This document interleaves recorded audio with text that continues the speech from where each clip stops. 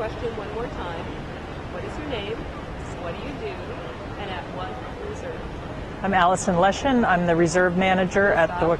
Sorry. Can you just start rolling again? Oh. Rolling. I'll ask it one more time. What is your name? What do you do? And where do you work? I'm Allison Leschen. I'm the reserve manager at the Waquoit Bay Reserve in Massachusetts. And cut. Forward. What has been your professional experience with the collaborative process?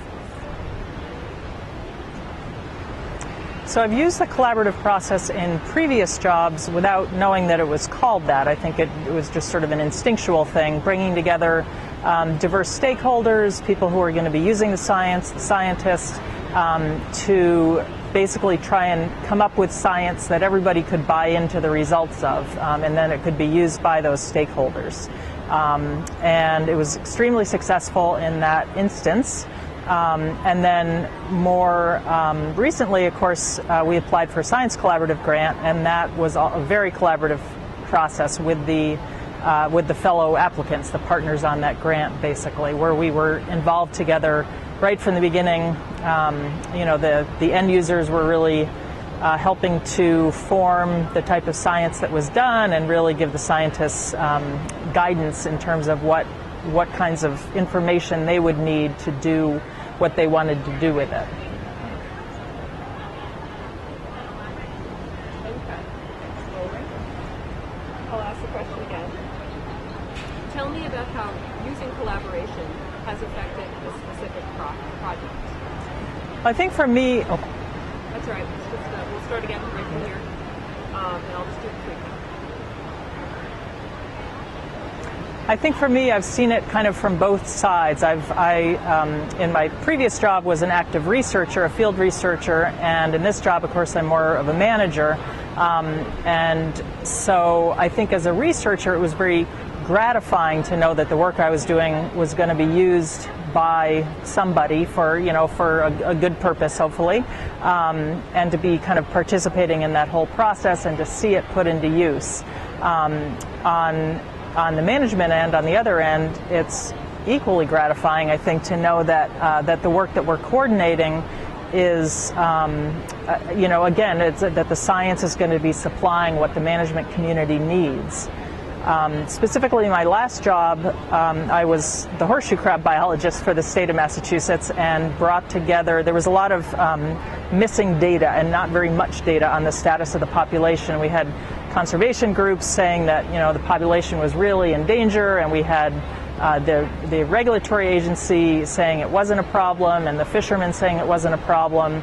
And so basically I sort of got the three groups together and said, let's come up with a strategy for gathering data that we can all buy into, so that we can all buy into the results. And that's what we did. We formed a science committee, basically, that had NGOs, conservation commissions, the state agency, some fishermen representative, and came up with a plan together that everybody really could buy into, and resulted in some fairly large changes in the regulations.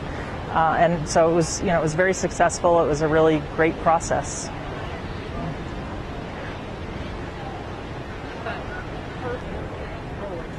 I'll ask the question again and then count to 3. Can you tell me about a specific barrier related to the horseshoe crab science project and how you overcame that? So I think the biggest barrier in that process was actually at the beginning. Those groups were not used to working together, and we actually overcame that pretty quickly in the first meeting when we worked together to set goals. So it was clear that it wasn't going to be me coming in and dictating the goals or somebody else coming in and dictating the goals, but that everybody was actually involved in the process of setting the goals of the project, and then everybody felt included in there was nobody's agenda that was driving it. It was really the whole group's agenda that was driving it, and it was very successful in getting buy-in, I think, from all the parties. Wow. I'll repeat the the question and then count to 3. What might others in the NEAR system who are unfamiliar with collaborative processes perceive as a barrier to doing them that is not really a barrier in your experience? I think the biggest barrier that people perceive in this process who haven't actually done it is the time involved, and that I think the perception is that, it's going to take so long to get all these people together and get everybody's opinion, and, just be faster if I just do it myself my own way. And, on the one hand, that might be true, but I think you won't end up with as good a product, I think. And I've been shown that, over and over again, where you go into something thinking, I know the right way to do this, I know how this should be done, and then you start talking to other people who have an interest in it, and wow, they have good ideas too. It's amazing. And through that process, you hone your research, you develop your questions, you formulate your project in a way that in the end is so much richer and so much better than it would have been if you had just gone down the road yourself. So I think it is an investment of time, but I think in the end it's so worth it in terms of the product that you end up with.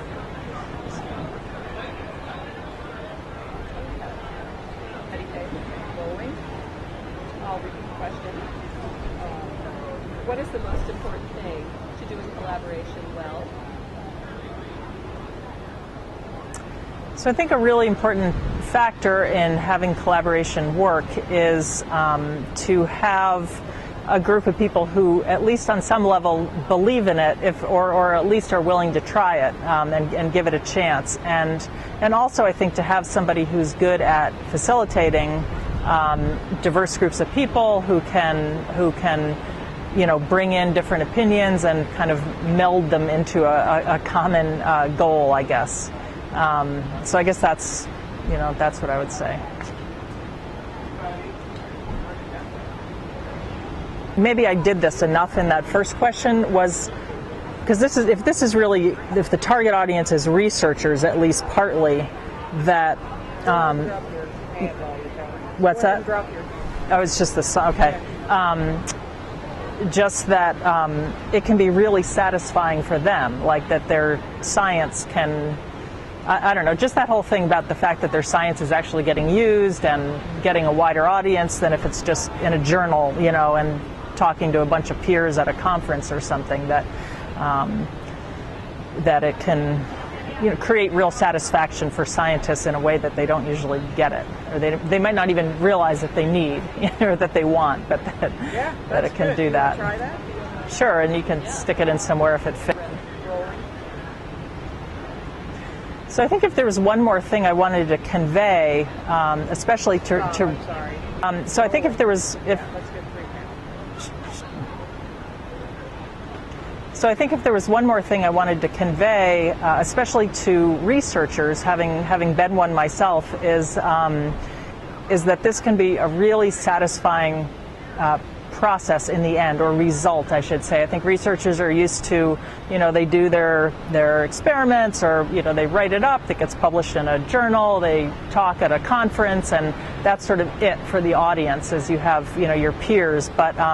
But that this can really make such a broader impact, not to sort of play on that term that funding sources use, but it really can have a broader impact. It can really draw attention to you and your work in a way that more obscure research, I guess, or less applied research can't do. And so I would just really encourage researchers to think about that, that angle of it, that it can actually really enhance your work and the recognition of your work.